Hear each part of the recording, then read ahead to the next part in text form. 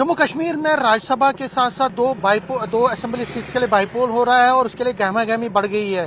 PDP की अगर बात करें तो पीडीपी भी खासकर असेंबली इलेक्शंस में बहुत ज्यादा उत्साहित है, उसके लिए काम कर रही है, उनकी एक्टिविटीज बढ़ी है। राज्यसभा में सिर्फ 3 सीटें हैं उनकी, असेंबली में तो इससे ज्यादा उस पर कोई ज्यादा पार्टी को ज्यादा उस पर उम्मीद नहीं है, लेकिन पार्टी किस पार्टी को वोट दे सकती है या सपोर्ट कर सकती है उस पर सबकी नजरें रहेंगी। मेरे साथ इस पर बात करने के लिए है पीडीपी के senior leader Virendra Singh Sonu. Sonu ji, news 18 से बात करने के लिए आपका बहुत बहुत धन्यवाद। धन्यवाद। मैं सबसे पहले नगरोटा कॉन्स्टिट्यूंसी पर आता हूँ और बड़गाम पे जो असेंबली की सीट्स है।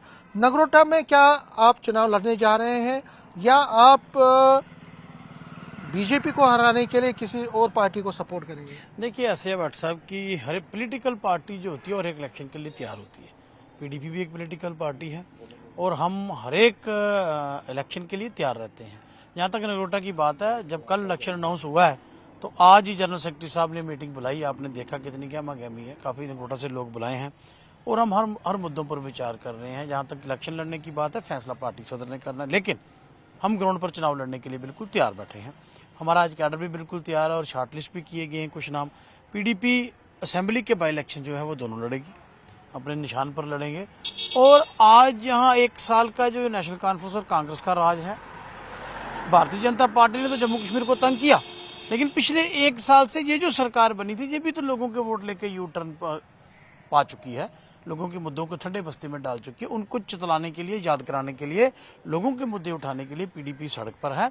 तो यहाँ तक नगरोटा असेंबली की आपने बात की, हम लड़ने के लिए पूरे सक्षम हैं अच्छा फैसला करके। लेकिन जो लास्ट फैसला पार्टी सदर ने करना, हाईकमांड ने करना है, लेकिन पीडीपी ग्राउंड सतह पर अपनी तैयारी जो है वो शुरू कर चुकी है। मतलब हम ये माने कि नगरोटा सीट से आप चुनाव लड़ने जा रहे हैं? बिल्कुल आप माने, हम नगरोटा सीट से हम चुनाव लड़ेंगे। तो उसके लिए आप तैयारियां शुरू की है आपने। लेकिन अगर हम नगरोटा की बात करें, नगरोटा कॉन्स्टिट्यूंसी से, तो मेन मुकाबला तो नेशनल कॉन्फ्रेंस का और बीजेपी का था 2024 में, और उससे पहले की भी अगर हिस्ट्री देखें तो वहां से बाकी पार्टियों को कुछ खास नहीं मिला है, कांग्रेस भी कुछ नहीं कर पाई। आप क्यों इतना दमखम से एक तरह से क्लेम कर रहे हैं कि आप कुछ करने वाले हैं? देखिए, ऐसे है कि मैंने पहले कहा, पॉलिटिकल वर्कर का क्या काम होता है, पॉलिटिकल पार्टी का क्या काम होता है कि लोगों के मुद्दे जो हो जनता की कचहरी में लेके जाने हैं। यहाँ तक आपने कहा, हमने 2002 में भी लड़ा था, 2008 में भी लड़ा था चुनाव, जब हम लड़ते रहे हैं और पार्टी अच्छे वोट भी वहाँ से लेती रही है। तो लेकिन आज पॉलिटिकल फोर्सेस का क्या काम है, जहाँ तक आज पॉलिटिकल हम माना जाए, आज जम्मू कश्मीर के हालात कहाँ हैं? आज नगरोटा की मैं पहले की बात नहीं करता, आज कहाँ है? जिन सरकारों ने 370 के नाम पर वोट मांगा, वो यू टर्न करके दोबारा स्टेटहुड पर आ गए। जिन लोगों ने कहा हम 12 सिलेंडर साल में देंगे, उन्होंने नहीं दिया। जिन्होंने कहा 1 लाख नौकरियां देंगे, साल हो गया कोई 1 लाख नौकरी मिली, उन्होंने नहीं दी। भारतीय जनता पार्टी ने भी बहुत सारे वादे किए, वो भी उन्होंने पूरे नहीं किए। जम्मू कश्मीर को उन्होंने कहा था यहाँ दूध की नदियां बहेंगी, कोई नहीं आया। यहाँ बहुत बड़ा इंडस्ट्रियल पैकेज आ जाएगा, MNC आ जाएगी, कोई नहीं आया ना।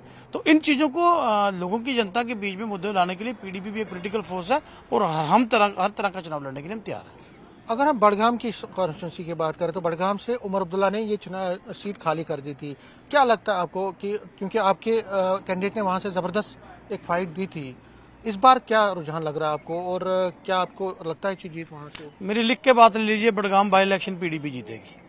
मैं आपसे कह रहा हूँ, आज भी हमने पिछली बार भी बहुत अच्छी फाइट, क्योंकि एक वेव थी, लेकिन 1 साल में लोग समझ चुके कि उनके साथ, जम्मू कश्मीर के लोगों के साथ क्या हुआ। और अब बड़गाम देखिए, जब चुनाव होगा, रिजल्ट आएगा, मैं आपसे बात करूंगा। बड़गाम इलेक्शन जो है वो पीडीपी जीतेगी। जो कोलिशन होगी या जो भी कैंडिडेट होगा उसको वहां से हार का मुंह देखना पड़ेगा। अच्छा, नेशनल कॉन्फ्रेंस के अजय सडोत्रा साहब जो कि एडिशनल जनरल सेक्रेटरी है, उन्होंने आज बड़ी बात की। उन्होंने एक एलिगेशन लगाया, उन्होंने एप्रीहेंशन की कि बीजेपी रिग कर सकती है इलेक्शन को, कोशिश करेगी रिग करने की, एक तरह से मैनिपुलेट करने की कोशिश करेगी। क्या आपको लगता है कि ऐसा हो सकता है? देखिए, ऐसा है कि बीजेपी तो कुछ भी कर सकती है, इसमें कोई शक वाली बात ही नहीं है। क्योंकि आप देखिए कि जिस तरह का देश में माहौल है, जैसे राहुल गांधी जी ने बताया कि भाई वो एक नारा चल रहा है गद्दी छोड़ वाला, आपके सामने है, तो उन्होंने प्रूव करके भी बताया है। तो ऐसी बातें देखिए, बिहार में जो हुआ आपके सामने है, जैसे वोट तो खरीदे जा रहे हैं ना वहाँ। इलेक्शन से 3 दिन पहले वो क्या कर रहे हैं मुझे बताइए, कि महिलाओं के और नौजवानों के अकाउंट में पैसे डाल रहे हैं।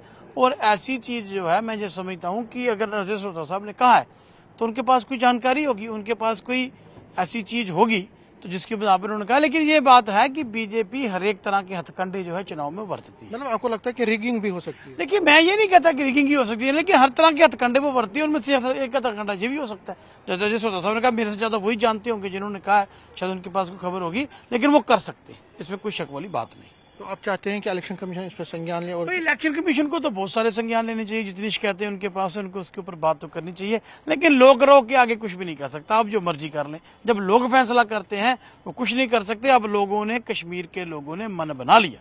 मैं आपसे कह रहा हूं, मैं बड़गाम होके आया हूं 1 महीना पहले, अब भी कैंपेन में हम जाएंगे, आप देख लीजिएगा, बड़गाम का बाईपोल पीडीपी हर हाल में जीती। तो आपको लगता है कि एक विंडिकेशन होगी उमर के खिलाफ ये होगा? अगर बिल्कुल होगा जी जनाब। जब आपने यू टर्न किया, लोगों को तो जगह पर टोपी डाल पे आपने वोट मांगा, आपने कहा मेरे को सरकार बना दी है, 370 में वापस लाऊंगा, जेल से जो पॉलिटिकल प्रिजनर उनको छुड़ाऊंगा, लोगों को मैं राहत की सांस दूंगा, कोई एक भी वो काम तो कर नहीं पाए।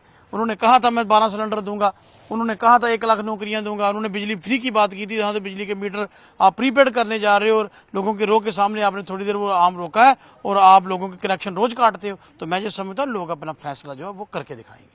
अगर हम राज्यसभा की इलेक्शन की हम बात करें, राज्यसभा में आपके 3 सवाल ये है कि आप किसको सपोर्ट करोगे? आप तो बीजेपी को सपोर्ट नहीं करोगे, क्या नेशनल कॉन्फ्रेंस को करोगे उनके कैंडिडेट अगर उठते हैं, या कांग्रेस को करोगे अगर उनका कैंडिडेट उठता है? देखिए, अभी कल ही उसका नोटिफिकेशन हुआ है, जी जी। आने वाले दिनों में स्थिति बिल्कुल क्लियर हो जाएगी, लेकिन इसका फैसला पार्टी की लीडरशिप और पीएसी ने करना है और मैडम महबूबा जी ने करना है। ये बड़ा फैसला है, वो करेंगे, लेकिन आने वाले दिनों में सब कुछ क्लियर हो जाएगा, सबसे पहले आप ही को पता चलेगा। न्यूज़ 18 से बात करने के लिए शुक्रिया। धन्यवाद। कैमरामैन चांद के साथ मैं समीर भट्ट, न्यूज़ 18 जम्मू।